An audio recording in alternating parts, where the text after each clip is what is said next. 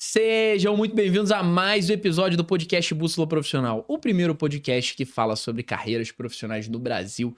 Para você que não me conhece, meu nome é Manuel Pacheco, vou ser o host, vou ser o apresentador desse programa, como sou em todos os outros 60 e poucos episódios.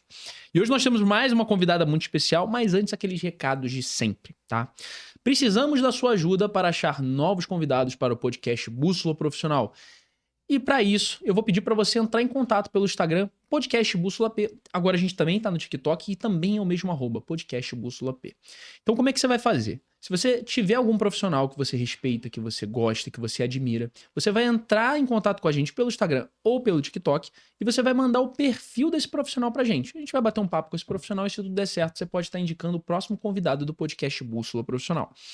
Não precisa ser só aqui do Rio de Janeiro. Hoje estamos gravando no Rio de Janeiro, mas no ano passado a gente gravou em 5 estados diferentes. E esse ano a gente pretende chegar a pelo menos mais 5 estados. Então, para a gente conseguir conversar com profissionais de todas as áreas e do Brasil inteiro, eu vou pedir tua ajuda. Entre em contato lá com a gente, tá?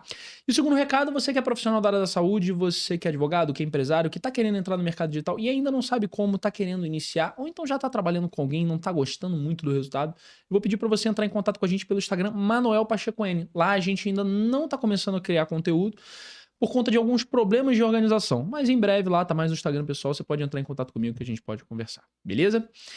E agora vamos para a nossa convidada. A gente vai conversar com uma cirurgiã plástica, a doutora Cecília Favre. Tudo bem, doutora Tudo bom, Cecília? Manuel? Boa tarde. Tá nervosa? Tá Um tranquila? pouquinho, mas isso Ah, aí depois eu vou perdendo. é isso aí.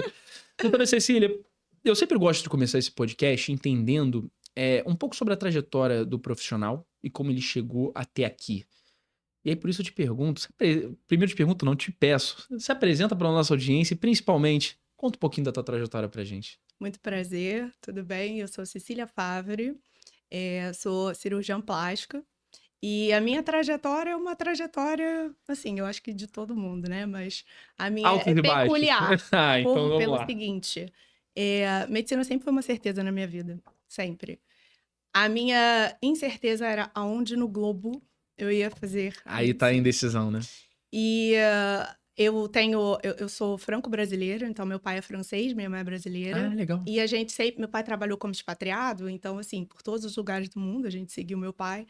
E a minha dificuldade maior era saber aonde eu queria fazer medicina, porque medicina sempre foi uma coisa que me encanta. Cuidar das pessoas, ter interações interpessoais com as pessoas. Eu sou uma pessoa muito comunicativa, muito falante, gosto muito de ajudar o próximo. Então, a medicina sempre foi essa certeza, né? E quando eu era adolescente, o meu pai se mudou para um país, para Angola, e aí a gente já estava precisando voltar para algum lugar, né? Me estabelecer em algum lugar, e eu falei assim: olha, eu acho que eu vou fazer medicina no Brasil. Mas antes eu estava no ensino francês e prestei vestibular para a França, passei na França em medicina. E eu lembro até hoje, quando chegou a carta na minha casa, que eu olhei e começou a escorrer uma lágrima, assim, e falei, não é isso que eu quero. Eu quero fazer Jura? medicina no Brasil. Mas da onde E é que veio essa certeza, assim? Foi algo meio... sempre me identifiquei mais com o Brasil, Tá. de forma geral, assim. E o legal é que você teve diversas opções de países que você foi Exato. visitando e falando assim, tá, eu vou Fui escolher o melhor pra vendo, mim. exatamente. E aí, escolhi fazer medicina no Brasil, só que aí lá veio o segundo desafio, porque eu fui alfabetizada em francês e em português, mas eu nunca mais tinha estudado em português.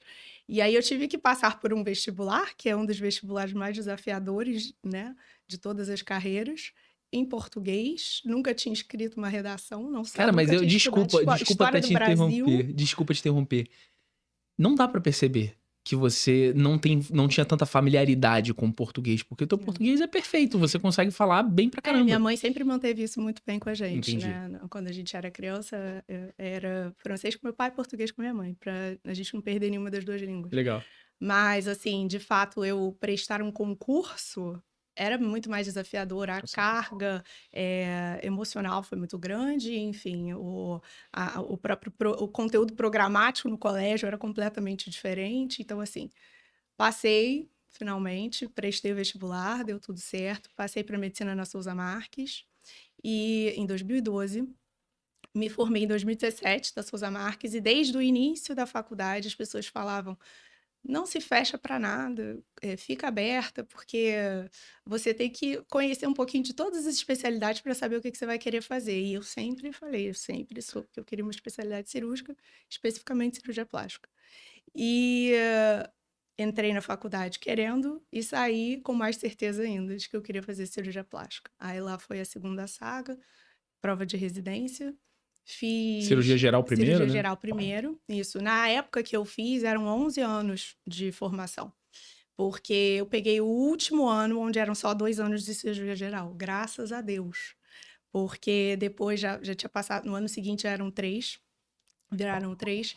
Aí eu fiz minha cirurgia geral no Gafré, no Hospital Gafreguinho, ali na Tijuca.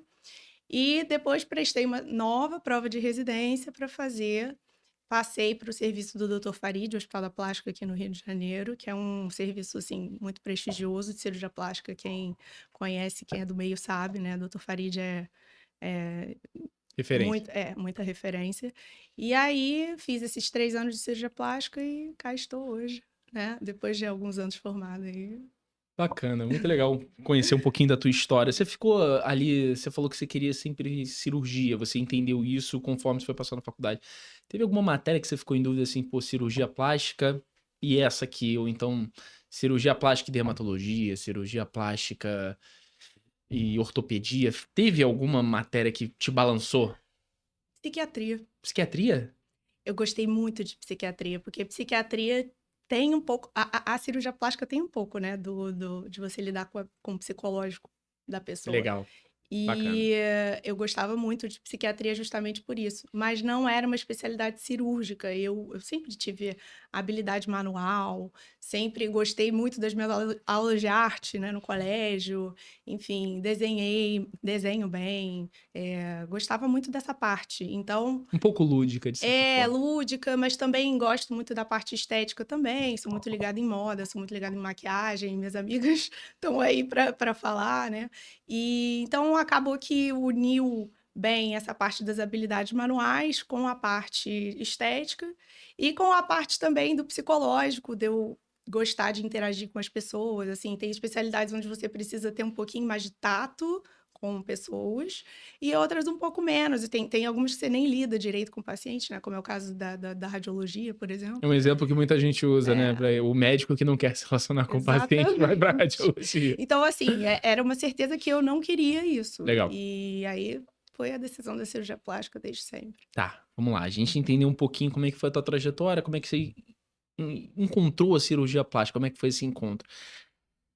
Geralmente eu faço essa pergunta para os profissionais quando eles têm algumas especialidades que as pessoas não têm tanto conhecimento, se a gente for colocar assim. Então, por exemplo, se você perguntar para metade da população o que que é um angiologista, as pessoas vão ter uma dificuldade maior. Cirurgia plástica é algo que é disseminado na cultura brasileira, referência, né? Cirurgia Brasil é referência em cirurgia plástica no Brasil e no mundo. E aí, ao invés de perguntar o que que faz um cirurgião plástico, que era naturalmente essa pergunta, eu vou te perguntar: o que que significa ser pra você uma cirurgiã plástica? Ser uma cirurgiã plástica, para mim, significa não só eu mexer com estética, mas principalmente eu ajudar pessoas e mexer com autoestima. Porque as pessoas, assim, né, eu sou uma psicóloga também, né? A pessoa, ela senta no meu consultório e eu preciso ter uma noção muito clara ali do que a pessoa está querendo, eu preciso ter um tato e entender, porque às vezes a pessoa está me passando uma coisa e ela está pensando outra. Então, é uma arte, assim, né? Você desenvolver essa habilidade com as pessoas e também, né? Modificar os corpos, as insatisfações, tudo isso é muito, muito, muito gratificante. Sou muito apaixonada. Eu imagino que você trabalha só com mulheres ou com homens também? Muito mais público Muito feminino. mais público Claro feminino que que um ou outro homem procura, mas assim, muito mais feminino. geralmente essas mulheres, às vezes com menos conhecimentos, assim a gente pode colocar, elas vão falar assim: "Olha, eu quero ficar igual aqui a Juliana Paz, eu quero ficar igual aqui a Luísa Sonza, eu quero ficar". Como é que é essa expectativa entre aquilo que ela quer chegar e aquilo que você pode ajudá-la? Então, isso eu sempre falo muito para as pacientes que Eu acho muito importante. Tem profissional que não gosta quando a paciente chega no consultório e fala assim: ah, eu já fui em 1000 médicos. Eu falo assim: que bom que você já foi em 1000 médicos, porque se você está me escolhendo, é porque você tem um alinhamento, você tem uma identificação comigo. Porque eu acho justamente que a gente tem que saber passar isso para a pessoa. Então, quais são as suas limitações? Você quer ficar igual a Juliana Paz, mas você não tem nada a ver com a Juliana Paz. Então, como é que a gente vai te deixar o mais próximo do que você quer? E às vezes não é nem, eu quero ficar igual a Juliana Paz. É, por exemplo, eu quero ter uma mama um pouquinho mais contornada, com um pouquinho mais de colo, ou um pouquinho menor, ou enfim. Você decifrar o que a pessoa quer, E ao aquilo que você invés pode de. ajudar. Exato, eu desmistificar um pouco essa questão do eu quero parecer com a fulana, para eu quero focar mais na queixa da paciente, né? Eu Sim. quero uma mama mais assim, eu quero um corpo mais assado, eu quero um rosto, né, mais levantado, enfim, isso tudo. Você já teve que dizer não para algumas pacientes e falar assim: "Poxa, isso aqui eu não vou fazer ou isso aqui eu não faço"? Eu acho que todo grande cirurgião, e cirurgião que tem ética, enfim, que tem uma certa humanidade, faz um trabalho legal, teve que dizer não alguma vez na vida, com certeza. A gente tem que, principalmente assim, eu acho que as coisas mais importantes para você perceber se aquela pessoa ela pode ou não passar por um procedimento, tem a ver com esse alinhamento, né, da expectativa e realidade. Então, uma relação médico-paciente muito boa, imprescindível. Mas também você percebe o psicológico da pessoa na hora, porque a gente tem nitidamente pessoas que estão afetadas de alguma forma e que não é aquele momento para elas passar por isso, passar por um processo cirúrgico. Porque o trauma cirúrgico já é uma coisa assim, um pós-operatório já Não é é fácil, né? já é pesado, entendeu? E aí, além do pós-operatório, a pessoa tem que ter muita estrutura para passar por aquilo, estar bem consigo mesma naquele momento de dificuldade. E, enfim, eu tenho que alinhar ali com a pessoa, né? Por exemplo, teve uma paciente que foi lá no consultório há uns 6 meses, assim, mais ou menos. E ela morava com os pais. E os pais faleceram num acidente trágico, muito triste, enfim. E a gente conversou um pouquinho e ela, eu acho que estava querendo desafogar um pouquinho as mágoas dela e redirecionar a atenção dela para alguma outra coisa na vida dela que não fosse aquele momento. E aí ela começou a chegar com várias ideias, eu quero fazer isso, quero fazer aquilo, quero me sentir melhor comigo mesma. E eu falei assim, olha, vamos dar uma pausa, vamos entender primeiro, qual é esse momento de vida que você está passando, porque assim, você já está passando por uma dificuldade agora.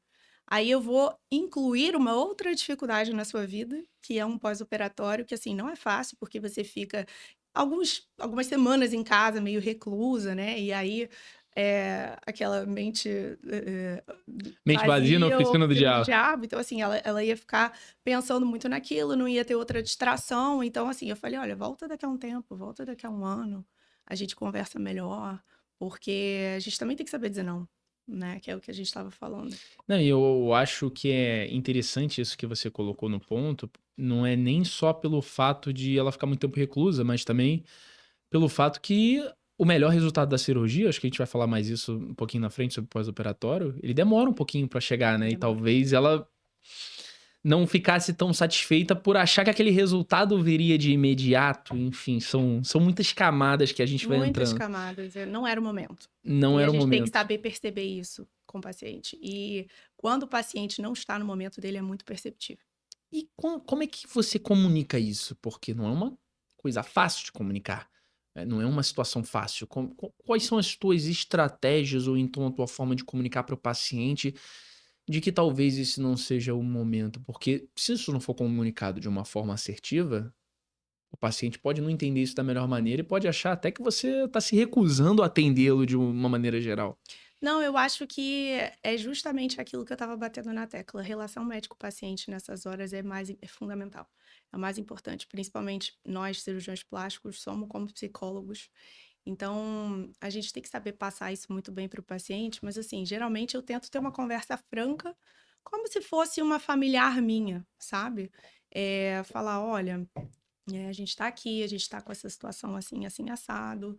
Eu acho melhor a gente dá uma segurada, vamos pensar em outra coisa, ou então a gente fazer algum procedimento menos invasivo. Quem sabe a gente não faz alguma coisa cosmiátrica que não vá te impedir, assim, te deixar tanto tempo reclusa, você ficar com uma autoestima um pouquinho melhor, mas a gente não precisa fazer uma coisa tão invasiva nesse primeiro momento. Vamos começar os degraus, sabe, por etapas, uma coisa depois da outra. Mas, enfim, geralmente, quando a gente tem essa conversa franca, e eu sou muito carinhosa com os meus pacientes, todo mundo sabe. Então, assim, elas já percebem na hora que eu tô falando de coração mesmo, que não é uma coisa assim, ah, eu estou me negando a atender. É porque, como a gente disse, né? Não são todos os médicos que eles têm, não diria o dom, mas a habilidade de se comunicar da melhor maneira. Então, isso acaba também sendo uma dica, um conselho para quem precisa comunicar isso, seja em qualquer área dentro da medicina de maneira geral. Mas aí a gente indo para um outro ponto, eu acho interessante perguntar hoje quais são os procedimentos que você mais realiza no teu consultório, ou então no centro cirúrgico. Por que as pacientes hoje elas mais te procuram? Então, na verdade, a cirurgia de contorno corporal como um todo sempre vai ter seu espaço, né? Não é à toa que a lipoaspiração é a cirurgia número um, top um do Brasil, mais realizada. Não sabia disso. É, Verdade? aham. Mas eu acho que assim, cirurgia, atualmente, tem tido duas cirurgias que eu acho que, claro, assim, mama é o que mais me procuram realmente, até pelo público feminino, mais feminino, pacientes mais jovens, amigos, colegas, familiares, enfim. A gente sempre começa por aí, né? Mas a gente acaba. Opera uma, aí outra vai, gosta do resultado, vai indicando, vai indicando. Boca a boca. Só que assim, eu acho que a cirurgia de mama, principalmente, existe um tipo, que é a cirurgia de apenas inclusão, sem mastopexia, né? Sem retirada de pele, só inclusão do implante. As cirurgias de recuperação rápida. Porque são cirurgias que a paciente, na teoria, ela consegue, e na prática também, muitas vezes a gente vê isso, a paciente opera no dia, né, de manhã, e à noite ela já consegue, por exemplo, fazer as suas atividades normais, sair para jantar, né? Caramba, é tão pouco tempo de recuperação assim? É muito rápido. Então, assim, para hoje em dia, como as pessoas estão cada vez mais imediatistas, como a gente estava falando, né? E as pessoas trabalham, as pessoas querem saber quando é que elas vão se recuperar o mais rápido possível, quando que elas vão conseguir voltar às atividades normais. Então, assim, a cirurgia de recuperação rápida tem sido cada vez mais procurada. E outra cirurgia que, isso, assim, em voga no mundo todo, eu acho agora, principalmente Estados Unidos, Hollywood, são as cirurgias de facelift, né? O facelift é uma cirurgia que você consegue rejuvenescer uma pessoa.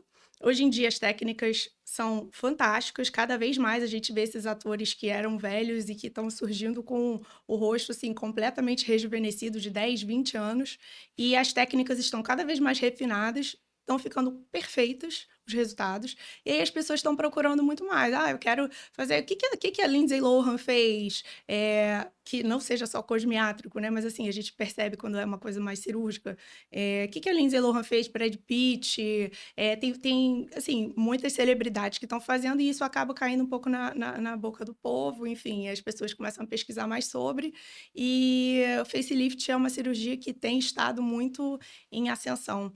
Lifting de terço médio, enfim, todos os tipos de lifting de sobrancelha, isso tem vindo bastante também ultimamente. Não, e é o que é bacana, né, que a gente vê, às vezes, umas teorias da conspiração. Ah, porque os atores de Hollywood, eles são vampiros, eles são isso aqui. Não, eles só fazem cirurgia plástica, né? Exatamente. Só que a cirurgia plástica, eu acho que antigamente o facelift era um pouco estigmatizado, porque eram aquelas pessoas que faziam primeiro, o lóbulo da orelha ficava colado, né? Aí você já Aham. olhava, você já viu o lóbulo colado, você falava, ih, aquele ali fez facelift.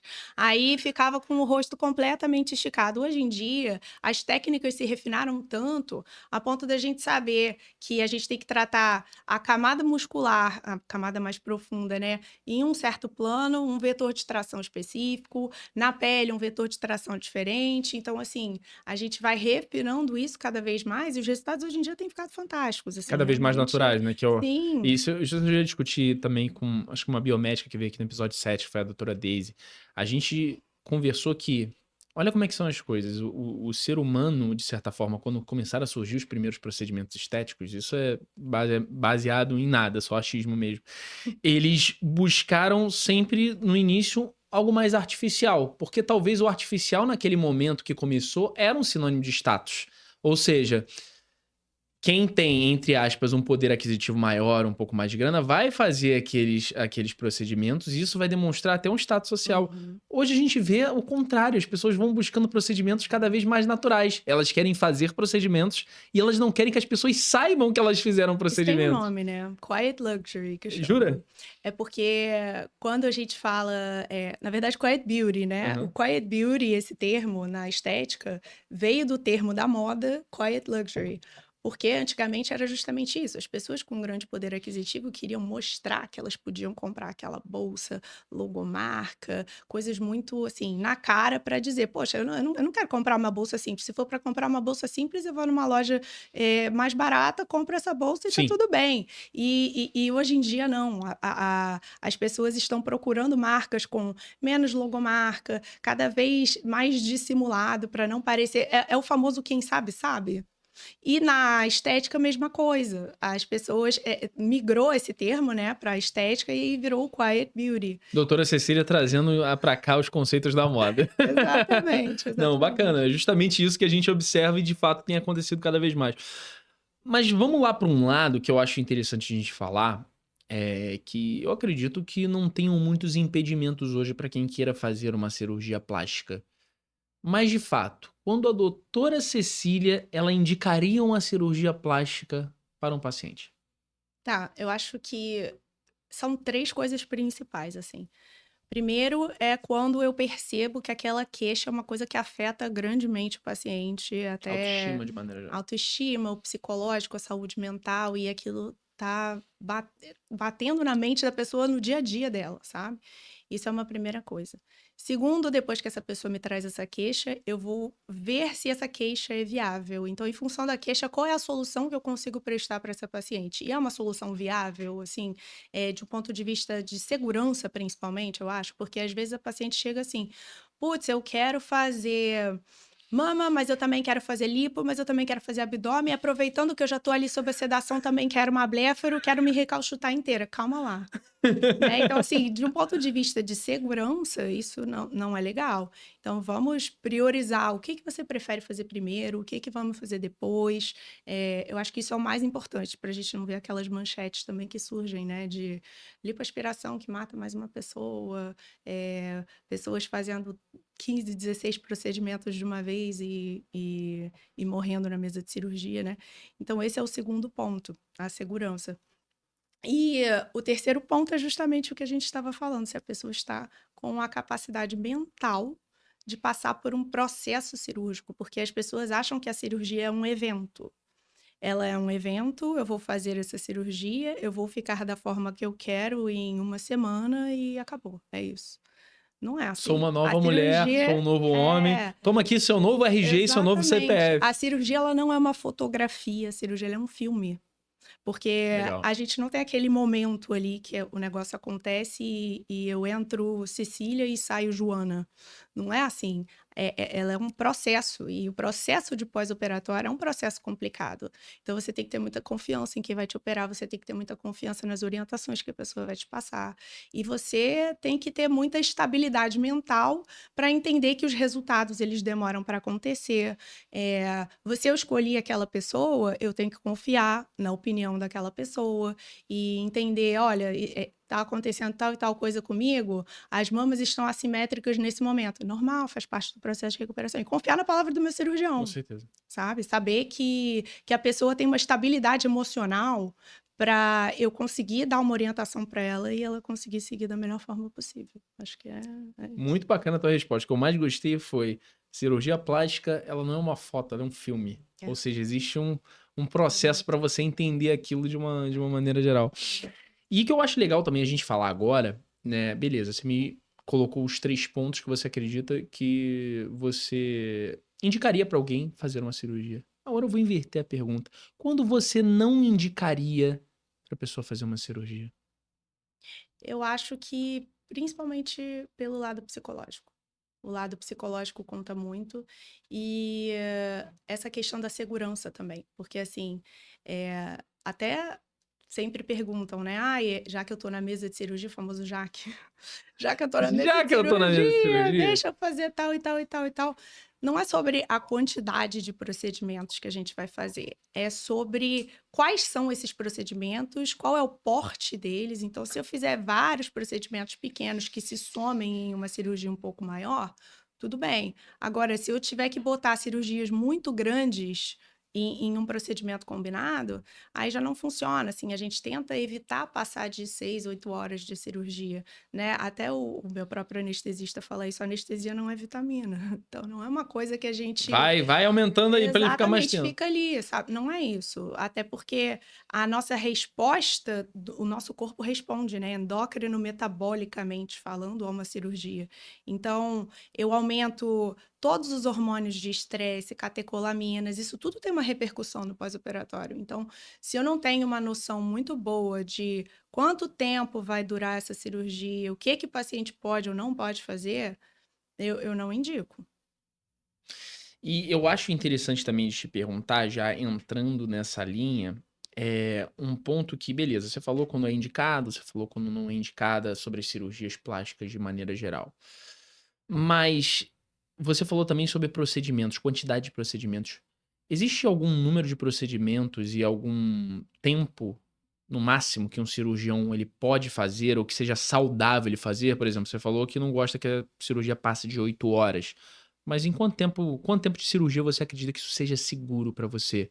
Não só pro médico que tá ali no teu caso, fazendo a operação, mas também para o paciente na sedação. Então, eu tenho esse marco de 8 horas, eu acho que é importante a gente ter isso, e eu acho que o cirurgião, de certa forma, eu tenho vários amigos que fazem isso, a gente tenta se cronometrar e conter o nosso tempo cirúrgico para ele ser o mais rápido, porém o mais assertivo possível, né? Eh, mas eu acho que tudo depende exatamente do porte das cirurgias. Então, assim, eu não vou fazer uma lipoaspiração com um enxerto de glúteo, com uma mama, com um abdômen, principalmente se eu sei que é uma mama complexa, é um abdômen desafiador, é uma lipo muito volumosa. Então, assim, isso tudo põe em risco o paciente no pós-operatório, não só riscos assim, o pós-operatório dele vai ser um pouco mais chatinho, mas riscos de vida mesmo, assim. Tem paciente que pode ir para CTI, que pode acontecer mais repercussões hemodinâmicas e coisas um pouco mais sérias com a saúde dele que a gente tenta ao máximo evitar. Então, eu acho que isso é muito importante, a gente ter essa consciência de porte cirúrgico mais do que número de cirurgia, sabe? Entendi. Mais importante a complexidade Exato. do que, de certa forma, a quantidade ou até horas de maneira geral. E aí eu queria entender, o que todo paciente hoje ele precisa saber, de certa forma, antes dele decidir fazer uma cirurgia plástica? Quais são as informações necessárias para o paciente ter como instrução antes de realizar uma cirurgia plástica? Eu acho que com o advento das redes sociais e principalmente assim, eu como boa consumidora de TikTok, eu adoro TikTok, adoro ver as coisas, Instagram, a gente tem acesso a muita informação, Boas e ruins, né? boas e ruins. E aí o que que vai ser o marco, assim, onde é que eu vou botar uma linha e traçar uma régua e dizer isso aqui vale, isso aqui não vale? Uma conversa franca com o cirurgião de confiança. Então, por isso que eu falei no início que, assim, eu gosto muito que o paciente consulte até com outras pessoas, porque se ele me escolheu, primeiro que é uma honra e segundo que é porque ele se identificou de alguma forma comigo e se identificou com o meu trabalho. E ele sabe que ele vai poder confiar, né? Eu sempre brinco com os pacientes, olha, a gente aqui é uma relação tipo marido e mulher. Eu peguei na tua mão, você pega na minha e a gente vai até o final da vida. Então, assim, eu acho muito importante a gente ter essa conversa franca com o paciente para ele saber exatamente quais são as limitações dele. O mais importante, eu acho que é isso, as limitações e expectativas, se elas são irreais, se elas são possíveis de ser realizadas.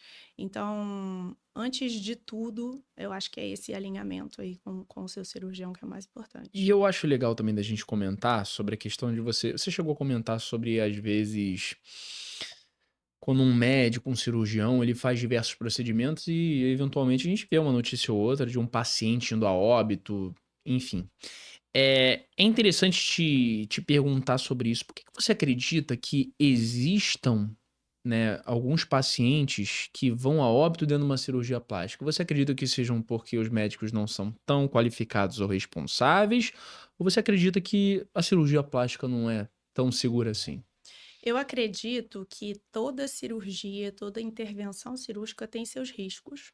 E isso é muito importante que a gente seja transparente e passe isso para o paciente, tá? Não de uma forma a assustar, mas mais de uma forma a informar mesmo. Eh, Essas intercorrências, assim, fatais, realmente são bem mais raras. Mas geralmente o que a gente vê é que o paciente, elas acontecem quando a gente tenta economizar em alguma coisa de alguma forma, sabe? Principalmente isso, eu acho. Então, claro que existem médicos também, com o advento de cada vez mais faculdades, todos os dias abre uma faculdade nova de Ouvi medicina. falar que estavam tentando fazer uma faculdade online de medicina. Isso é uma Essas coisas são, loucura. é bem complicado de, enfim, nem entrarei nesse mérito. Sim, sim. Mas assim, isso é bem complicado. Então eu acho que além de, às vezes, profissionais que não são qualificados o suficiente, existe a questão da gente tentar economizar de alguma forma na segurança. Então, a gente botar procedimentos muito grandes em hospitais que não têm uma estrutura tão boa ou um suporte, por exemplo. Eu sou completamente contra fazer qualquer tipo de intervenção cirúrgica em consultório. Ai, mais uma mini lipo, ai, mais uma blefaroplastia, mas são procedimentos que eu estou administrando uma dose de anestésico no paciente. E eu preciso que eu tenha um profissional qualificado, que no caso é um anestesista, para estar ali, ver qual é. Principalmente quando a gente não está em centro cirúrgico, a gente fala que existe uma dose máxima, né? Ali, que dentro do centro cirúrgico, o anestesista consegue controlar. Ele te põe para dormir e ele é o seu clínico. Você está na mão dele, literalmente. E isso é muito mais seguro do que a gente tentar se propor. Ai, mas é um procedimento tão pequeno, vamos tentar fazer no consultório, uma besteirinha, o paciente não vai precisar pagar a internação num hospital, o paciente vai conseguir economizar nisso, vai conseguir economizar naquilo. E aí eu acho que são aí que as burradas acontecem, sabe? Esse tipo de coisa acontece. E também, eu tenho alguns cirurgiões com quem eu trabalho que falam que o bicho mais perigoso é o cirurgião com fome. Então, assim, não se precipitar, né? Principalmente financeiramente falando, começar a indicar muita Cirurgião com coisa, fome foi muito. assim, começar a indicar muita coisa, indicar procedimentos para pacientes que não têm tanta necessidade, a gente se propor a fazer coisas que são procedimentos muito grandes, enfim, eu acho que aí que mora essa linha entre o perigo, sabe? Muito bacana, eu gostei muito da tua resposta. E eu acho até que a gente pode também, de certa forma, enumerar um ponto muito importante aqui. As pessoas, elas, óbvio que isso tem, entre aspas, se barateado com o tempo. A cirurgia plástica, há uns tempos atrás, ela é algo inacessível para muita gente. Hoje em dia, obviamente, com lei da oferta, da demanda, questão de mercado, mais cirurgiões surgindo, esses procedimentos, de certa forma, se baratearam um pouco. Mas ainda assim, entre aspas, não são tão acessíveis para boa parte da população.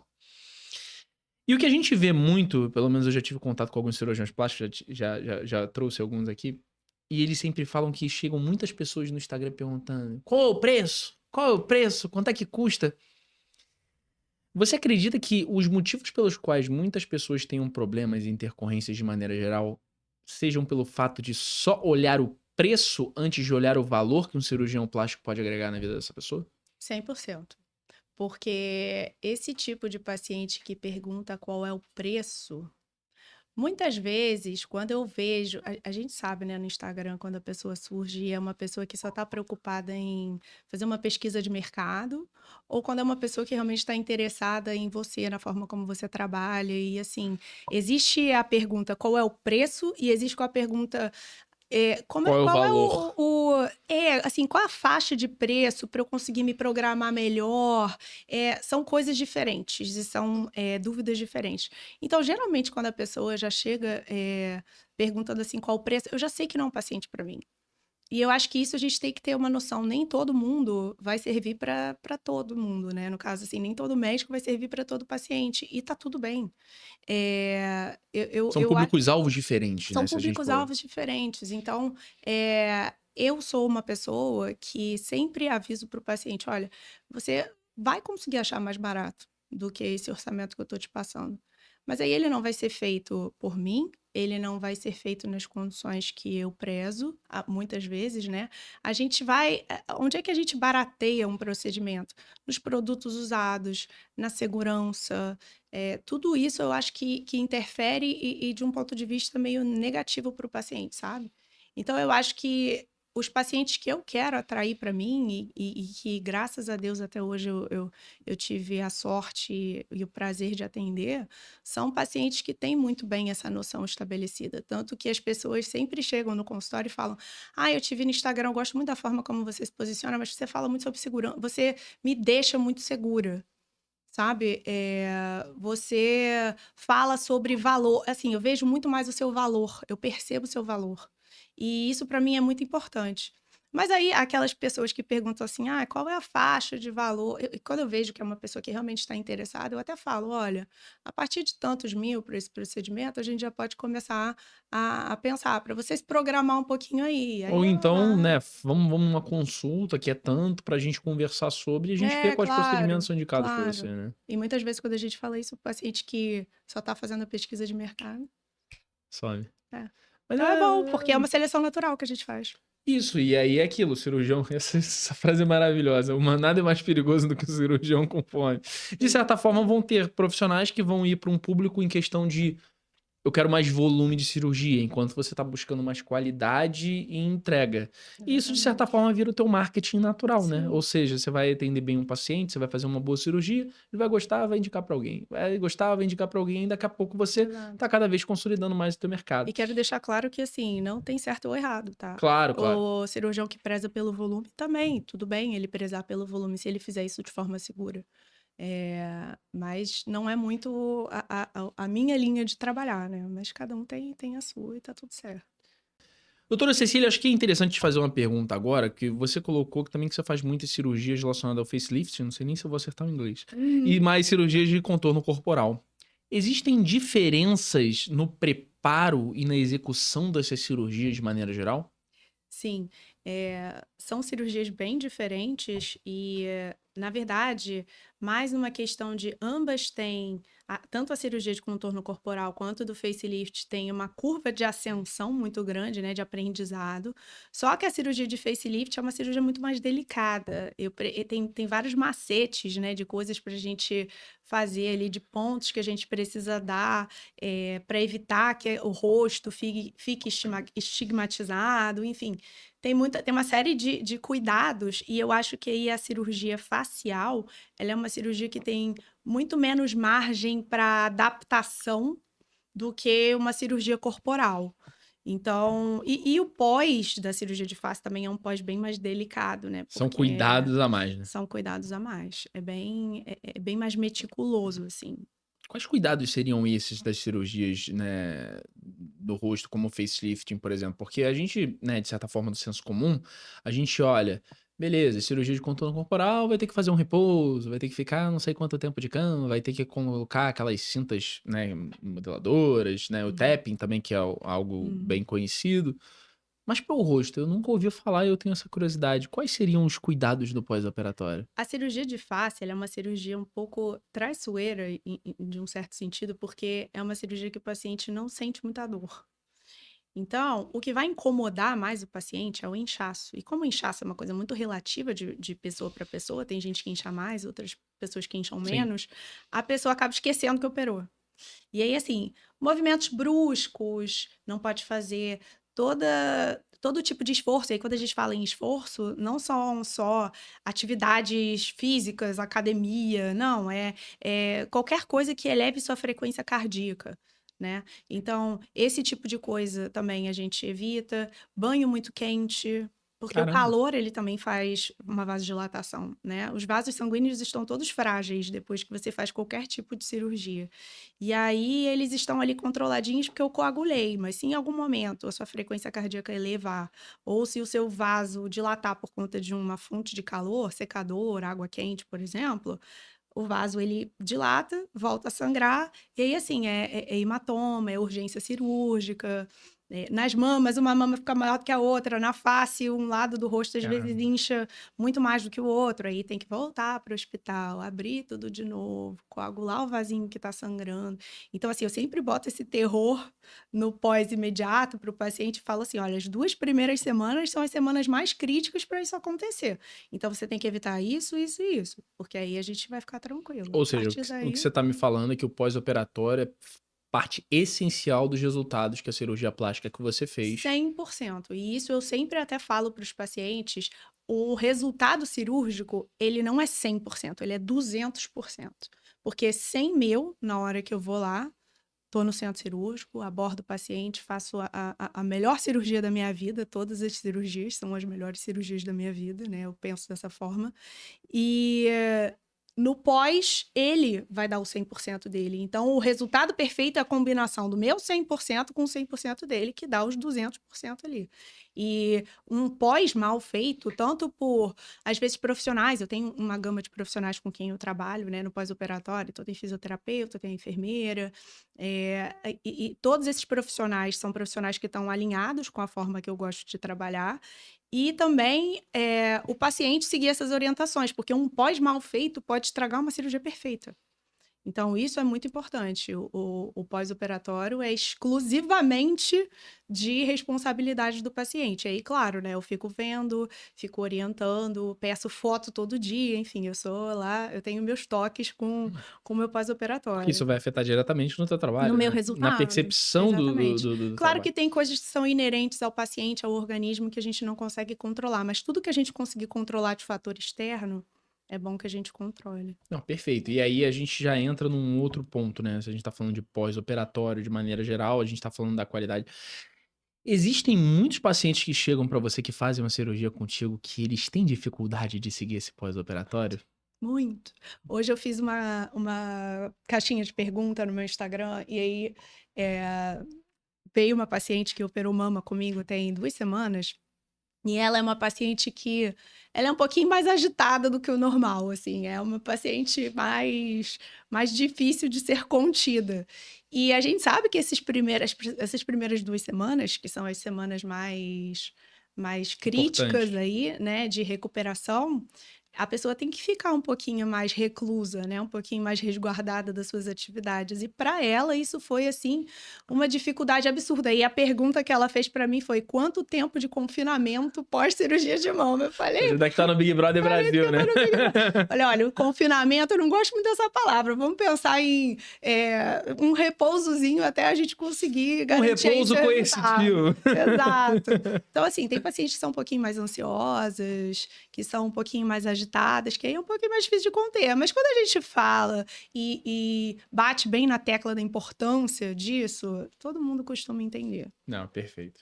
E aí agora eu queria entrar numa área também, porque além de, né, no caso das áreas mais cirúrgicas, você também trabalha com procedimentos minimamente invasivos, botox, harmonização facial de maneira geral.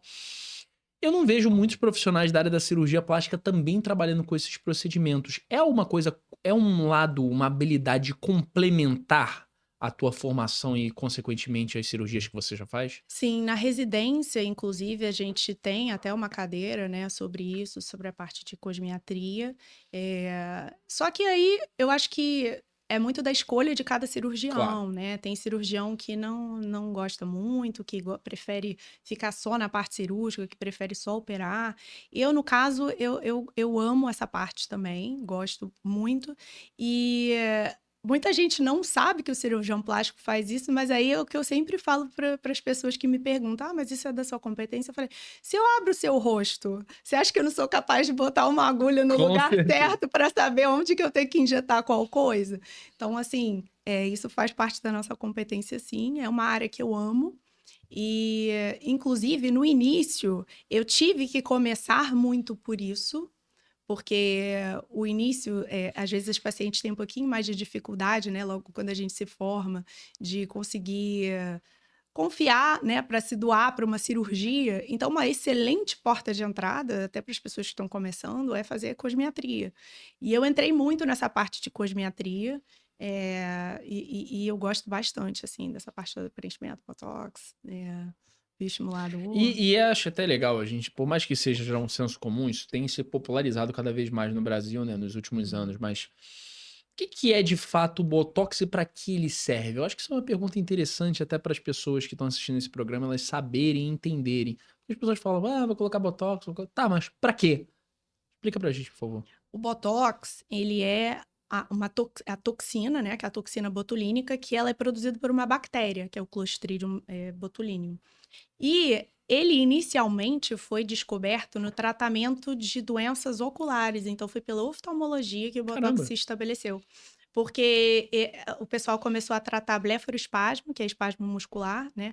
E estrabismo, que também é uma doença onde a gente tem alguns músculos que estão aí mais atuantes, né? Intrínsecos ao olho. E quando começaram a injetar Botox nesses músculos e ver a paralisação dessas musculaturas melhorando, então, né, essas doenças, começou a perceber que, de quebra, a gente tinha uma paralisação das rugas na região. E aí começaram a perceber que o Botox poderia ter uma finalidade estética também. E aí, assim, começou a história do Botox no mundo. E hoje em dia, o Botox, além de ser estético, ele tem muitas outras finalidades É. em relação a Na doenças que muita gente ortopedia a não gente sabe. vê usando toxina Exatamente, botulínica. com esse intuito de paralisar musculaturas, né? Então a gente tem o uso tradicional dele, que é onde a gente usa no terço superior, né?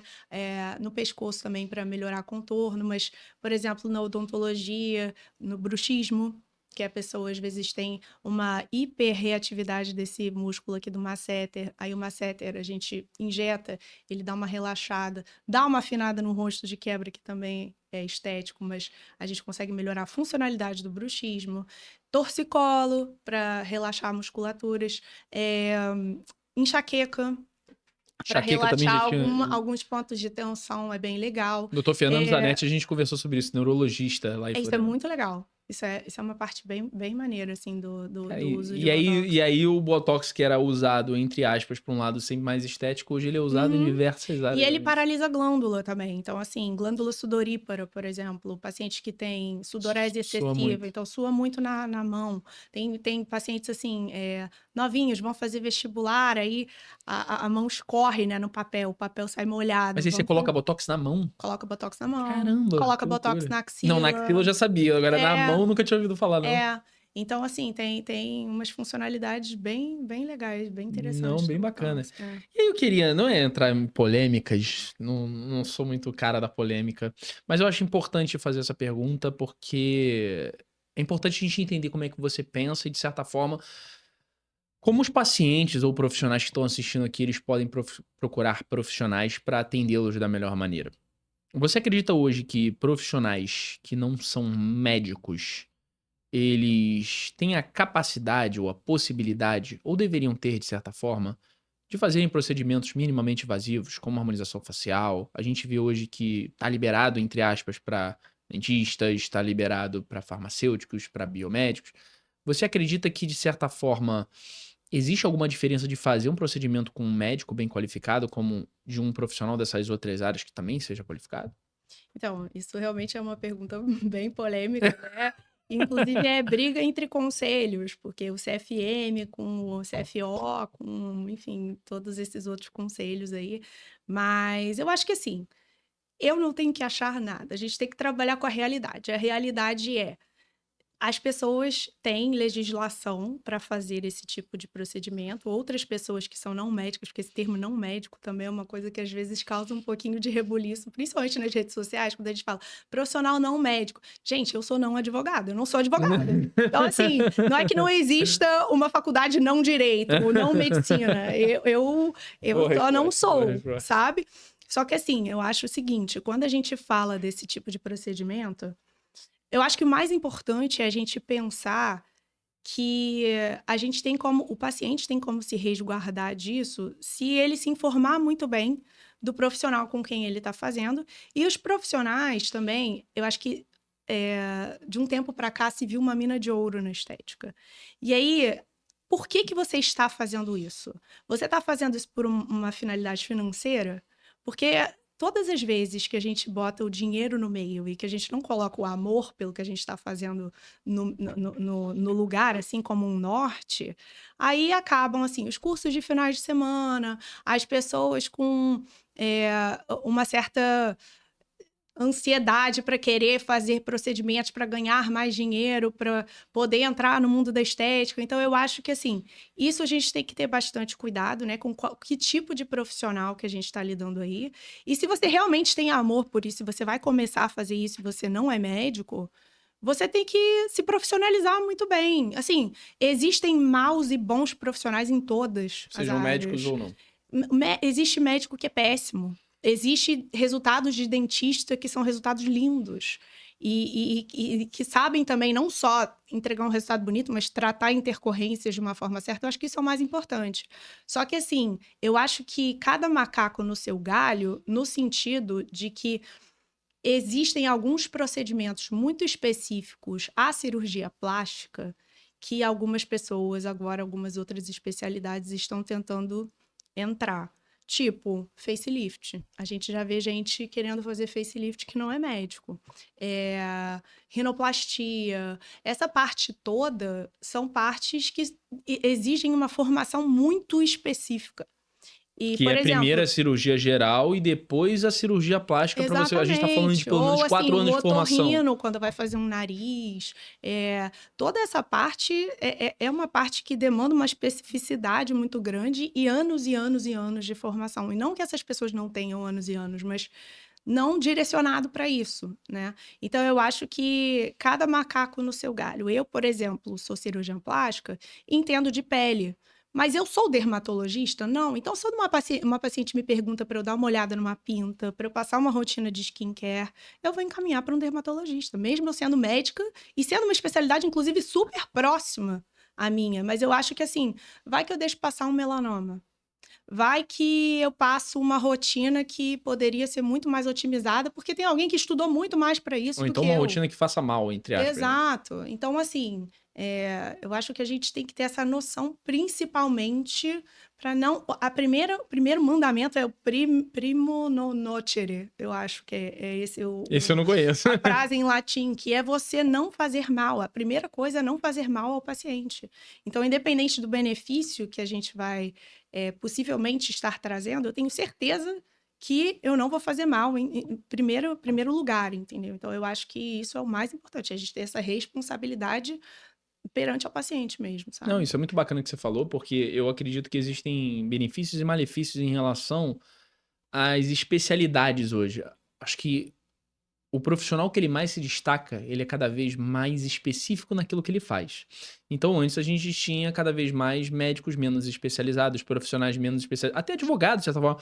Pega aquele advogado que ele faz todo tipo de processo. Ele faz o direito médico, ele faz o direito civil, ele faz o direito criminal. Hoje em dia você tem profissionais muito específicos que estudam e dedicam uma vida para aquela área em si. Então, se você quer ter o melhor daquela área e tudo aquilo que aquilo engloba, vá naquele profissional que, de certa forma, estudou e se dedicou a vida inteira. Eu já vi profissionais médicos que a gente conversou, que sentaram aqui, inclusive, não posso dizer os nomes, mas que eles tiveram algum problema em determinado momento. Em questão de direito médico, paciente, não sei o quê, contrataram um advogado que não era daquela área e acabaram perdendo processos, assim, entre aspas, de bobeira. Por quê? Porque se tivessem procurado um profissional, e a gente não tá falando nem nada mais da medicina, a gente tá falando da área do direito, que trabalha com aquilo, que é específico naquilo, que dedicou a vida àquilo, teriam tido um resultado muito melhor, mais assertivo. E aí, a gente trazendo isso para a medicina é a mesma coisa. Você trazer profissionais que eles cuidam cada vez mais de especificidade dentro de cada área. Então, não tem por que a gente ficar naquela cultura de aquele médico que faz tudo, o advogado que faz tudo, Sim, o dentista que faz sim, tudo. mas é porque nem todo paciente tem essa visão, né? E essa concepção de que eu tenho que procurar o mais especializado, porque geralmente o mais especializado, ele custa mais Mas ele caro. estudou para isso, né? E ele tem a Exato. qualificação E para aí é o isso. que a gente estava falando mais cedo. Aonde que eu perco quando eu corto custos? Sempre na segurança. Ou, enfim, Porque a mão de obra do profissional não vai diminuir. tem certas coisas que acabam sendo bem nocivas assim para o paciente nesse sentido e ele nem se toca, né? Então a gente tem que tomar muito cuidado com isso. Agora entrando numa área, uma pergunta que eu gosto de fazer para vários profissionais que sentam aqui na cadeira, que você tem uma história dentro da tua área, você tem uma história dentro da tua formação, anos como cirurgiã plástica. Teve algum caso que te marcou mais, assim, que você olha pra trás e fala assim: "Putz, esse caso aqui, ele foi o mais especial que eu já realizei"? Você falou uma frase muito bacana aqui: "Toda a minha cirurgia é a melhor cirurgia da minha vida". Mas teve aquela cirurgia que mais te marcou, que seja no resultado, que seja na postura da paciente, que seja na relação que você criou com a paciente? Teve, inclusive é uma cirurgia bem recente. Jura? Eu fiz essa cirurgia tem 2 semanas. Essa história é bem legal, é uma paciente que foi minha amiga na escola francesa, aqui do Rio. E então a gente, desde o tempo da escola, a gente se conhece, e foi uma menina que foi marcada por um acidente doméstico. Ela teve uma queimadura de uma porcentagem muito grande do corpo dela, né? Teve um acidente com fogo na casa dela e ela se queimou inteira. E ela passou por inúmeras cirurgias plásticas, ela era criança ainda, né? Muitas, muitas, muitas. E uma dessas cirurgias que ela fez é porque a glândula mamária dela queimou completamente. Inclusive, ela não tinha nenhuma areola de um lado. E aí ela colocou, na tentativa de reestabelecer, assim, uma aparência um pouco mais atraente para uma jovem mulher, ela foi e colocou próteses de silicone. E até aí tudo bem, só que ela ficou muitos anos com essa prótese, ela ficou 20 anos com essas próteses ou até mais, e ela teve uma contratura capsular dos 2 lados. E a contratura foi tão grande que ela sentia muita, muita dor. E aí ela já não estava mais conseguindo, assim, a funcionalidade dela estava completamente comprometida. E ela me procurou anos depois, a gente já não se via tem muito tempo, mas a gente se seguia em rede social desde a época do colégio, claro. Legal. E aí ela me procurou para eu reconstruir as mamas dela e a gente fez uma cirurgia de explante nela. A gente tirou a gordura abdominal dela também, que ela tinha um pouquinho de excesso para a gente conseguir reconstruir juntamente com o tecido que tinha ali remanescente das mamas dela. Depois que a gente tirou essa prótese, a gente reconstruiu com gordura e o resultado ficou realmente muito legal. E, inclusive, depois a gente ainda vai botar ela para fazer tatuagem do mamilo e tal. A Então, gente trouxe aqui assim. lá de Florianópolis uma microparamédica, Aham. especialista em areola, episódio com a doutora Bruna, só que a gente não colocou esse episódio ainda porque ela não gostou lá do episódio, a gente vai recolocar, depois vai refazer, vai regravar, Entendi. mas eu entendi, eu também não conhecia o trabalho, ela funciona parecido com uma tatuagem, né? É, Faz uma exato. tatuagem E toda fica ali, muito fica realista, legal fica muito demais, legal. pegar uns E, trabalhos assim, essa dela. paciente, eu já vi, assim, o quanto... Eu tô vendo ela, né, no pós-operatório. E as coisas que ela me manda, ela tá, assim, maravilhada. E isso deixa a gente... Enche o nosso coração de... Dá um quentinho, sabe? A gente fica tão feliz quando a gente consegue fazer. E no caso dela, principalmente porque eu sei que foi uma cirurgia, assim, muito mais funcional do que estética, mas também foi muito estética, porque a gente tirou próteses que eram gigantescas, então ela falou, nossa, parece até que eu emagreci, sabe? Que já consegue dormir sem dor, já consegue fazer as atividades normais dela. E isso é muito gratificante, Isso nossa. que você falou é legal, assim, porque eu já trouxe alguns profissionais aqui no podcast que eram pessoas que elas eram no meu convívio social. E todos os episódios que eu gravo aqui, eu gosto muito do meu melhor, do meu 100%.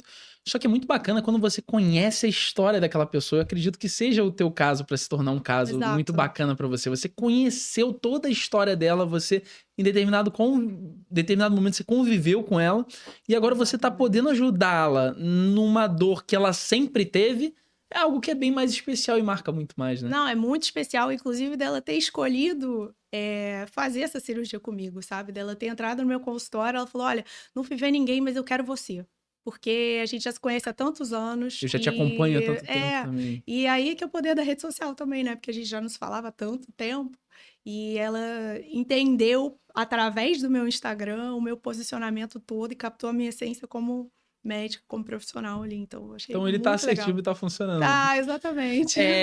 Eu acho que é interessante só a gente falar um pouquinho sobre alguns recados, né? Porque a gente já tá indo pra reta final.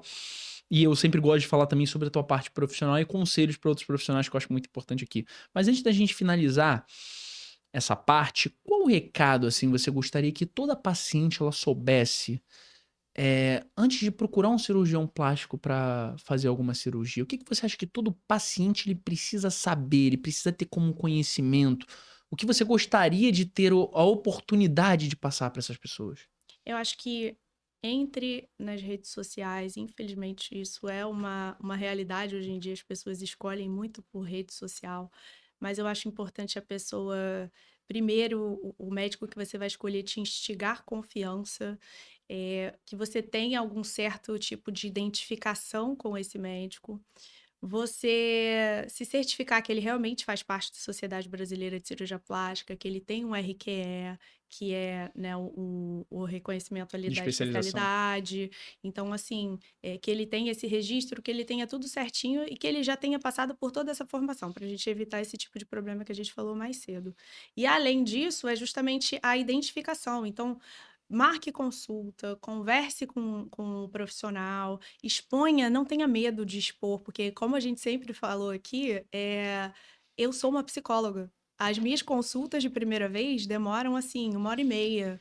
Eu gosto de marcar um tempo grande para eu conseguir sentar ali e realmente extrair a essência da pessoa, porque às vezes a pessoa chega um pouco tímida, ou chega. Tem paciente que chora no consultório, que fala de problema familiar, que fala de problema no casamento. Então, assim, cirurgia plástica, quando ela é bem aplicada, bem indicada, e quando você está fazendo com um profissional que você confia, ela salva vidas, ela salva casamentos, ela salva autoestima.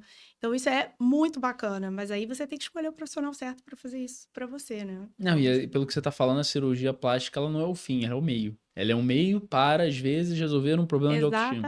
É um Exatamente. meio para resolver um problema de um casamento. Exatamente. Ela é Eu um sou a meio. ponte para Exatamente, fazer ela tudo é o meio. acontecer. E aí eu acho legal também, acabei lembrando dessas duas outras perguntas enquanto você falava, a gente sempre vê hoje em dia, isso é muito disseminado também, o sonho da cirurgia plástica. Tem meninas que, às vezes, por não estarem satisfeitas com o corpo desde cedo, desde os seus 14, 15 anos, ou então até meninos de certa forma também. Mas relacionado a essa questão do sonho da cirurgia plástica, existe uma idade mínima para alguém fazer uma cirurgia plástica, que seja um facelifting ou então que seja uma cirurgia de contorno corporal? Quando a gente fala de cirurgia, eu acho que existem alguns tipos de cirurgia que a gente não olha para a idade. Por exemplo, cirurgia de orelha de abano. São crianças que estão entrando na fase escolar, né? Então tem ali seus 7, 8 anos. E o bullying é O violento. bullying é violento, a gente realmente indica que as crianças façam essa cirurgia. Quando é uma cirurgia de mama, por exemplo, uma menina jovem que tem mama tuberosa, que é uma mama que ela é um pouquinho mais tubular, assim, é uma mama, às vezes elas têm uma hipomastia ou até uma mama muito grande. Então, assim, esse tipo de cirurgia que toca mais no emocional e no funcional, menos por estética, aí a gente bota a queixa acima de tudo e a gente costuma, fazer. Mas assim, aí quando já entra na parte de estética, a gente tem que ver até que ponto aquilo é a pessoa querer recuperar a sua autoestima e até que ponto ela tá sofrendo alguma pressão para fazer aquilo, né. Legal. E aí entra na parte da pressão também. Geralmente a pressão, ela vem de um pai, de uma mãe. Pai menos, né, com menina, mas assim, ela vem de uma mãe, ela vem de algum familiar, de alguma amiga. Às vezes não é nem ela, é Às alguém que vezes tá não é ela, pressionando. e isso é muito nítido quando o paciente entra, porque ela não tá 100% ali na hora da consulta. E aí eu sempre gosto até de falar: "Olha, tem alguém que esteja querendo que você faça essa cirurgia? Você quer entrar com o Isso é uma acompanhante?" pergunta importante. Eu sempre pergunto se o acompanhante quer entrar. Tem gente que fala que não, mas quando eu sinto essa dinâmica, eu até gosto de que o acompanhante entre, para eu entender e captar melhor qual é a relação da menina com o acompanhante, para eu entender se aquilo ali é uma coisa que ela quer, que ele quer, até onde eles chegam num consenso. Mas assim, no final das contas, a última palavra é sempre da pessoa que vai operar, né? Porque é ela que vai conviver com aquele resultado pro resto da vida, né? E que também vai passar pelas dificuldades do pós-operatório. Exatamente. E aí, eu não tinha programado de fazer essa pergunta, só que você vai falando, vão surgindo curiosidades e eu vou te perguntando. Acontecem muitos casos no consultório onde, por exemplo, o namorado, o marido, ele pressiona a esposa, a namorada, pra ela fazer uma cirurgia plástica? Muitos não, mas acontece. Acontece? Acontece, claro. E aí é isso. É o que essa resposta que eu te dei, assim. Eu acho que a gente tem que entender até que ponto aquilo ali é uma coisa que a menina está fazendo única e exclusivamente para agradar um parceiro. Ou quando é uma coisa que também ela consegue ali chegar num consenso. Se, por exemplo, eu tenho uma mama que não me agrada, eu quero um tamanho A e o fulano quer um tamanho B. Tá bom, então vamos chegar num consenso Vamos aí, tentar o enfim, tamanho vamos... C. Não, assim, de certa forma Sim, é o que eu falei, a palavra da paciente é sempre a sim. última, entendeu? Mas assim, quando é uma coisa mais drástica, tipo, ele quer que eu faça e eu não quero fazer, aí a gente tem que seguir 100% do que a pessoa, do que a paciente em questão pretende fazer, né? Ou não pretende, no caso. E aí, agora, pra gente finalizar essa parte de fato, que aí eu. Senão a gente vai ficar fazendo perguntas de curiosidade aqui Uhum. bastante tempo. Uma última pergunta que eu gosto sempre também de trazer aqui é sobre mitos. Você tem esse espaço, esse tempo aqui pra você desmistificar alguns pontos que você vê como principais mitos na área da cirurgia plástica. Quais são os maiores mitos que você escuta no consultório? Eu tenho até um vídeo sobre isso no meu Instagram, sobre Jura? medo de cirurgia plástica. Porque, assim, o medo, ele nasce sempre de uma insegurança ou do medo do desconhecido. Então, eu sempre falo para paciente assim, às vezes ela vai na primeira consulta e ela tá cheia de curiosidades e de coisas, e às vezes ela é uma paciente que fala um pouco menos, enfim, que eu tenho que tentar extrair mais dela, e eu percebo que ela tá um pouquinho receosa ali, e aí eu falo assim: pensa em tudo que você tem medo, anota e traz na próxima consulta para mim. Porque, primeiro, é medo do desconhecido. Então, quanto mais eu conseguir responder as suas dúvidas e te preparar psicologicamente para o que é de fato e não o que você imagina que seja, isso é muito importante. Então, essa é a primeira coisa. A segunda coisa é que tem uma equipe enorme por trás de toda a cirurgia. Dentro de uma sala de cirurgia tem um anestesista, 30 mil enfermeiros, o instrumentador, um cirurgião auxiliar, porque o cirurgião auxiliar ele também é um cirurgião plástico. Muita gente não sabe disso também, mas Sim. quem me auxilia é um cirurgião plástico. E em qualquer equipe de cirurgia plástica é assim que acontece. Então, assim, também é uma pessoa, você também tem uma segunda opinião ali. Então, o paciente ele está muito bem amparado de todos os lados. Então, se a gente preza pela segurança, a chance de dar algum problema também é pequena. E aí também tem a terceira coisa que é alinhamento de expectativa, porque aí é o medo de não ficar da forma que eu imaginei. E aí por isso que eu acho legal foto. Não acho legal aqueles Instagrams expositivos tipo vitrine, que é assim, só foto de Antes e peito, depois, antes e depois, antes e né? depois. Porque eu acho que você vende um cardápio e, às vezes, expectativas irreais, mas eu acho importante você mostrar para a paciente. Porque, às vezes, a paciente chega para você e fala assim, eu quero uma mama bem pequena, bem natural. Aí você mostra foto de um resultado de uma mama pequena natural, que, de fato, é uma mama pequena natural para um cirurgião plástico, e ela vai falar, eu não sei se me agrada tanto. Aí você vai e mostra uma mama moderada, aí ela fala, é isso que eu quero. Então, às vezes, nem o paciente sabe o que ele quer. Por isso que essa conversa franca é muito importante. A importância do alinhamento de Do expectativa com o alinhamento. cirurgião Que aí plástico. você vai se frustrar muito menos, porque você não precisa ter medo de não ficar da forma como você quer, sabe? Isso aí, a gente entende o que o paciente espera e tenta alinhar isso com ele, né? Perfeito, perfeita a tua resposta. Doutora Cecília, agora a gente vai entrar numa fase do programa que eu sempre gosto de explicar isso aqui. O podcast Bússola Profissional, hoje, você é a referência profissional de outros cirurgiões plásticos que estão entrando no mercado de trabalho, então que têm o sonho de se tornarem cirurgiões plásticos, mas ainda estão naquela fase de cirurgia geral, vão depois fazer mais uma residência em relação à cirurgia plástica. E você hoje, eu vou te pedir para dar um conselho para esses profissionais. Mas antes eu gostaria de saber, quem é a tua bússola profissional? Quem é aquela pessoa quem você olhou com respeito, com admiração? Quem é aquela pessoa que você falou assim, tá aí, se eu fosse uma profissional, eu gostaria de ser igual a essa pessoa? Tem essa pessoa?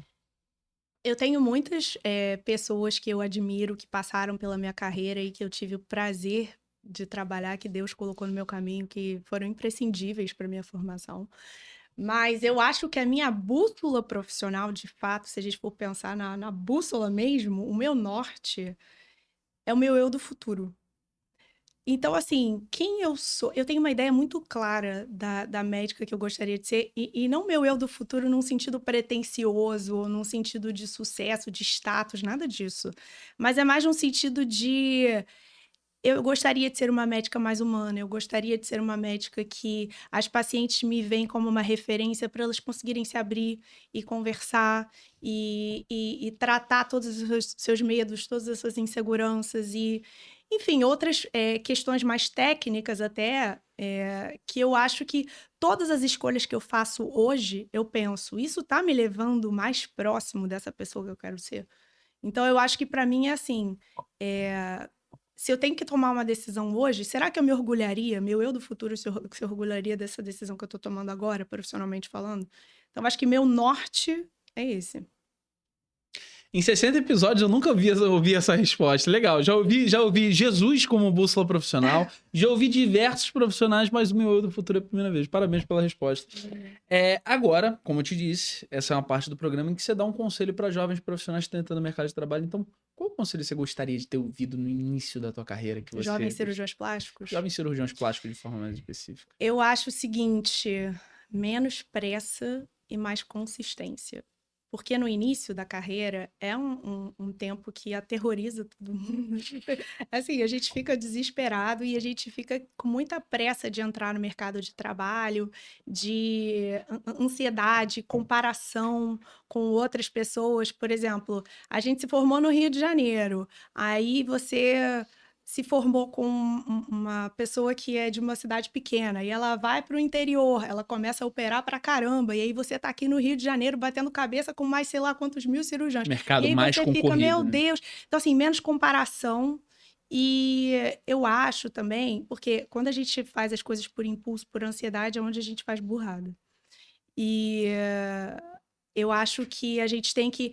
O que eu fiz, que eu fui muito feliz nessas escolhas, eu acompanhei muitos anos profissionais que são profissionais de referência para mim, saber o que funciona, porque esses profissionais todos já passaram por muitas coisas que no início da carreira a gente passa e essas dificuldades que eles acharam soluções. Então, para que que eu vou ter que passar por essa dificuldade também e não saber como lidar com ela se uma pessoa que é uma referência minha já me trouxe a solução? Então, assim, estudar o negócio desses grandes profissionais e profissionais que você admira, ter ideais, você acompanhar, não ter medo de se auxiliar por um tempo, sabe? Você não precisa botar a cara no mercado desde já.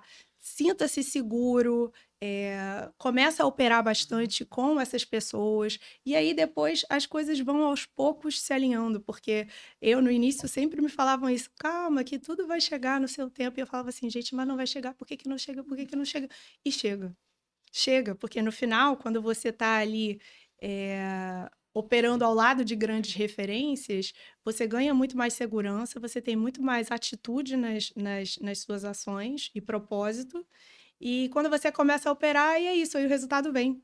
E um boca a boca para o outro. Então, assim, paciência e consistência. E é exatamente esse o motivo pelo qual a gente tem a teoria aqui do podcast Bússola Profissional, né?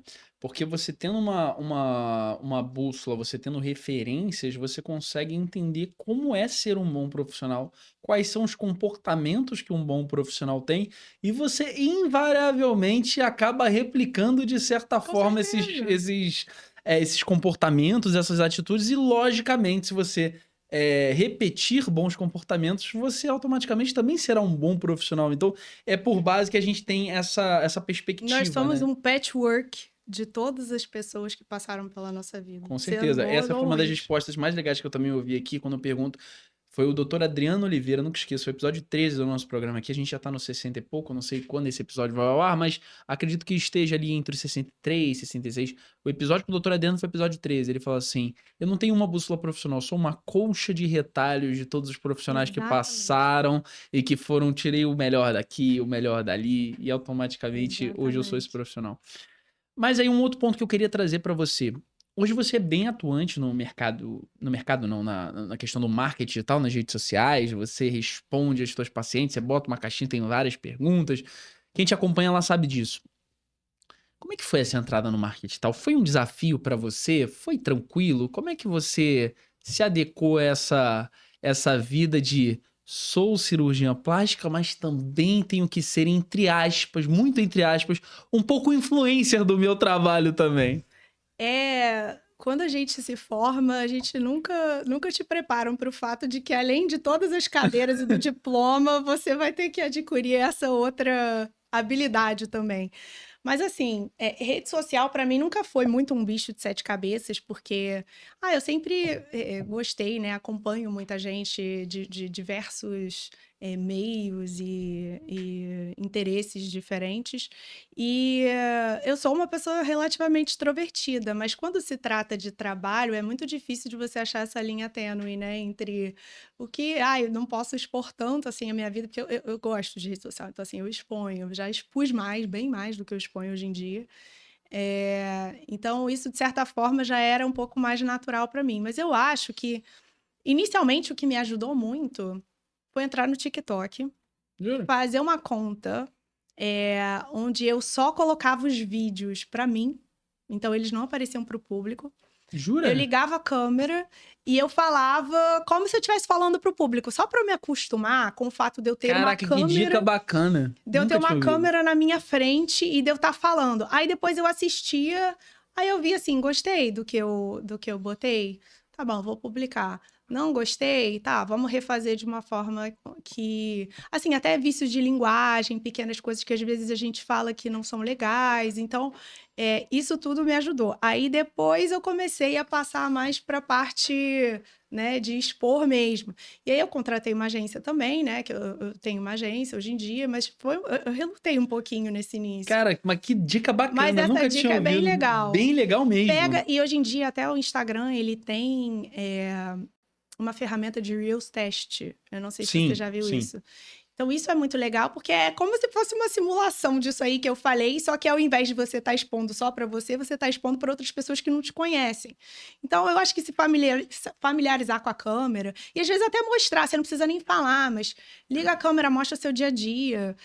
Olha, eu tô aqui no consultório hoje, olha, tô aqui no centro cirúrgico.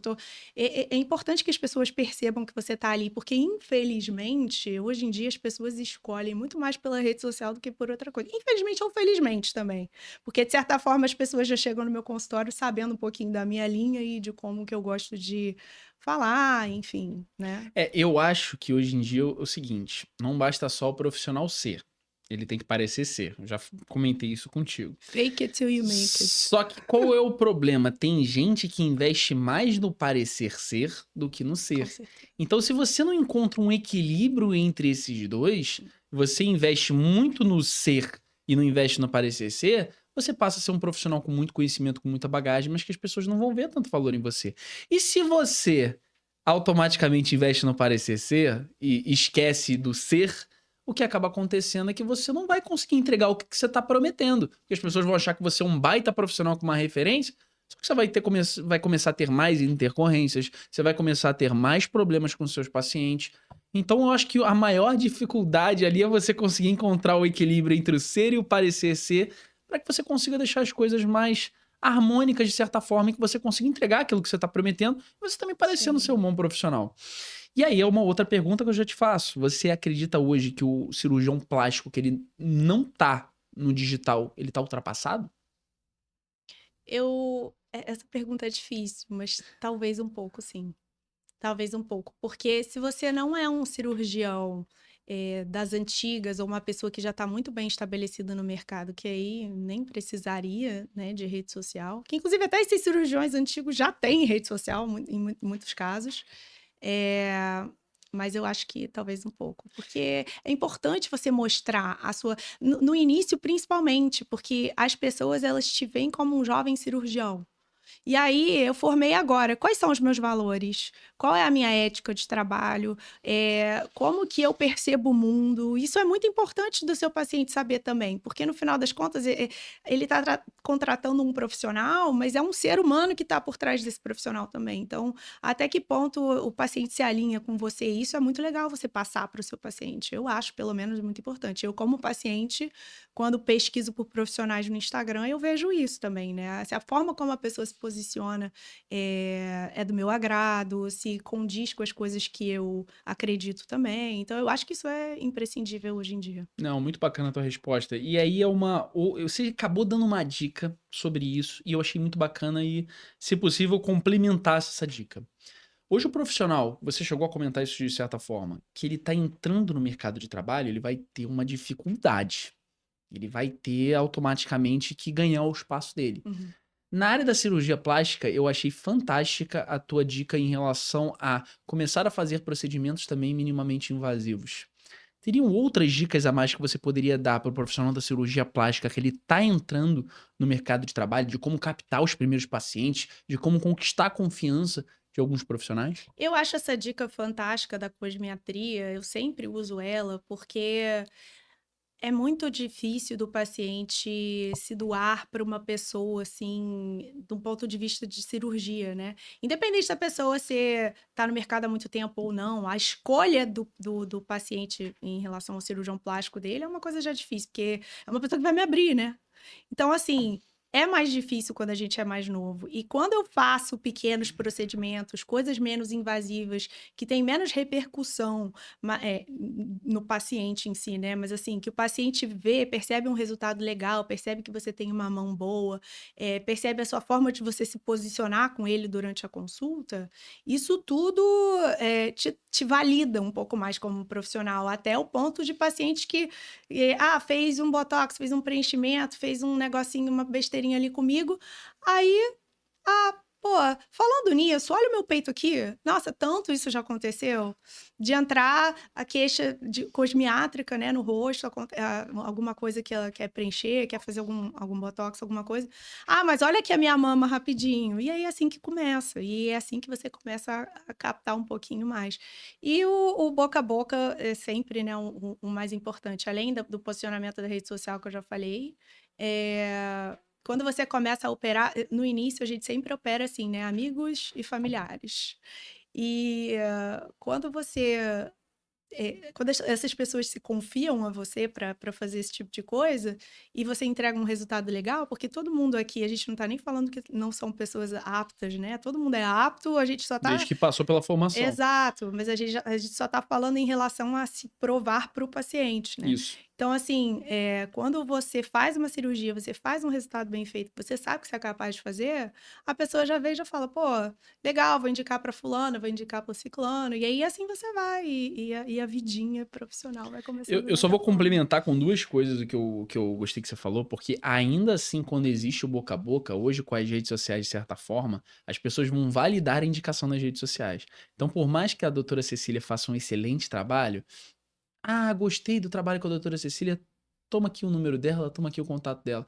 Ainda assim, essa pessoa que recebeu a indicação vai falar assim, mas me passa o Instagram dela aí que eu quero dar uma Com olhada nos certeza, resultados. nossa. Então o teu Instagram ele acaba sendo a validação. As pessoas elas são muito apegadas ao boca a boca. O boca a boca é o melhor marketing do mundo.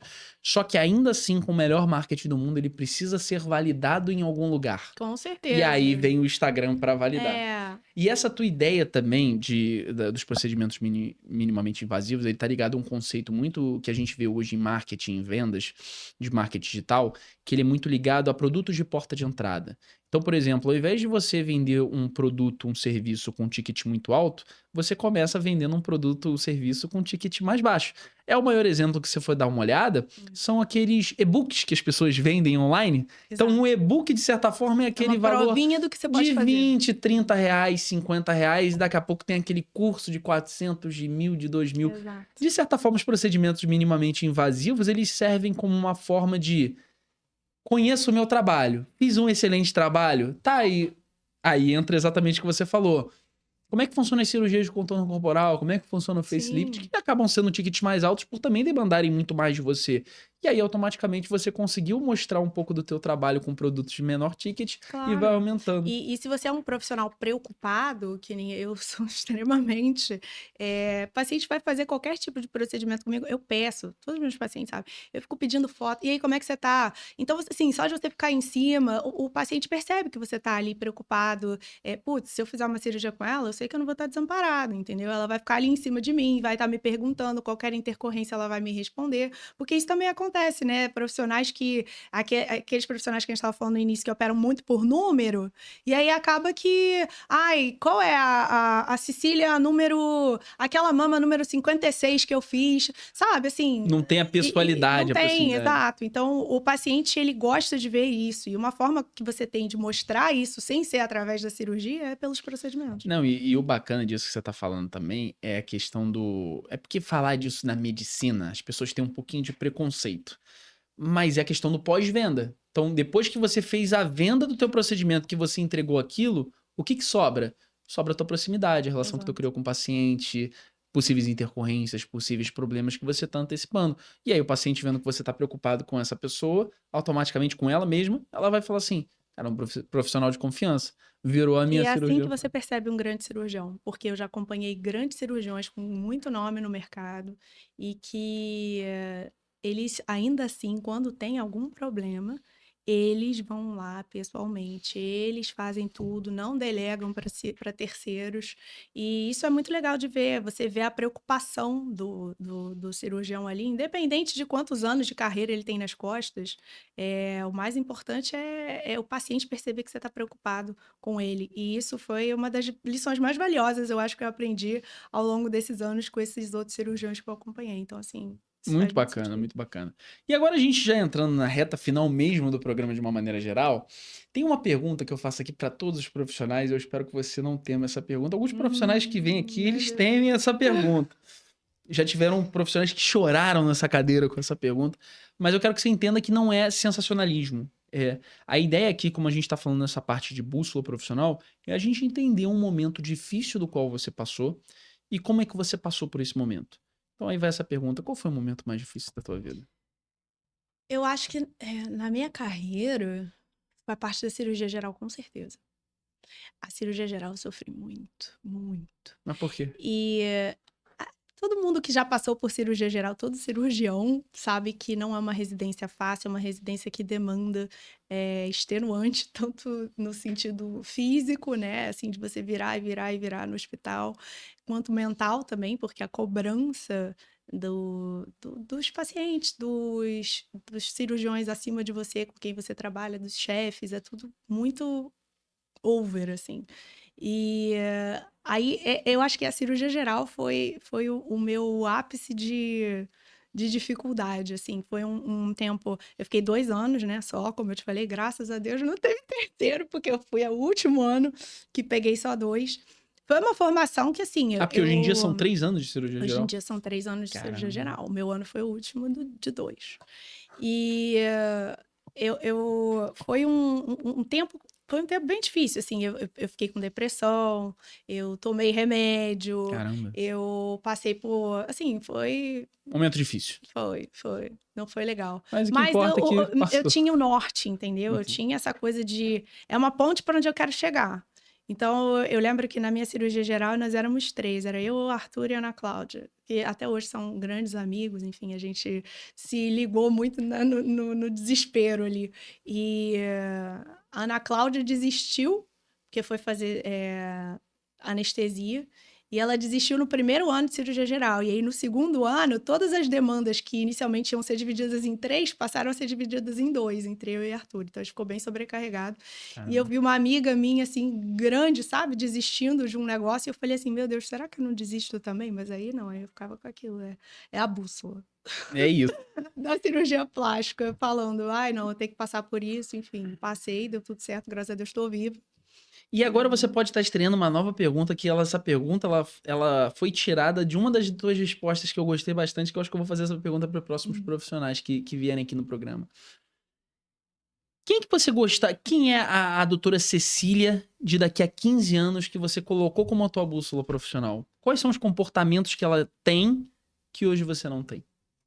E que você gostaria de ter, talvez habilidades, comportamentos? Eu não acho que não são coisas que eu não tenho ainda, mas eu acho que são coisas que eu ainda preciso aprimorar e que só o tempo vai me dar, sabe? Mas assim, eu acho que essa questão de eu conseguir acolher bem o meu paciente, de eu ser um porto seguro psicologicamente falando, eu acho que isso é muito importante num cirurgião.